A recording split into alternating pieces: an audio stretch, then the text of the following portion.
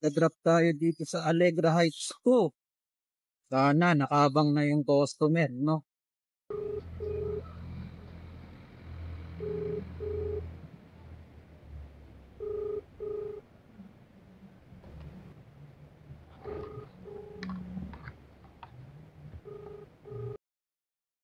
Sige ho, sir, salamat.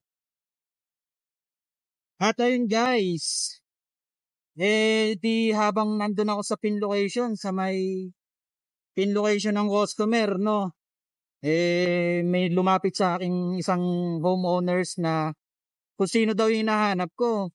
Sabi ko nga ho, ito yung pangalan. Tapos tinatawagan ko ho, ayaw sumagot.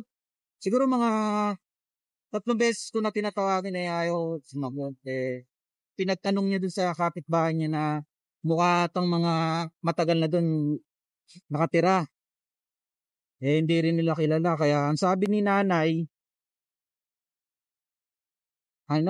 nag-advise siya na magtanong daw nga daw ako sa guard para malaman kung sino yung pangalan na yon at makita sa records. Kaso ang sabi naman ng guard sa akin wala daw silang hawak na gano'n na records.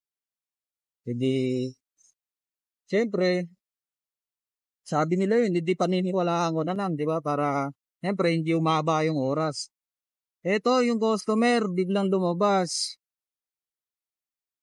At ayun na, pinuntahan ako sa guard, sa may gate, sa may guard house. Sabay bungad nga na busy daw, may ginagawa. Nag-order tapos busy pala, hindi pala pwedeng maka-accept ng tawag. So, at buti na lang, nakuha niya agad bago matapos yung 15 minutes na waiting time natin, di ba? Alam niyo na, dito sa GrabFoodies, meron kaming 15 minutes waiting time. It's ever na hindi kayo makontak, hindi kayo mag-response, re-report namin ho kayo sa Grab as customer no show or customer didn't show up. Ngayon.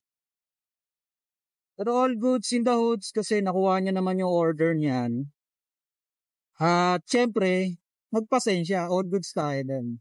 Kahit na yung dahilan niya medyo sablay kasi.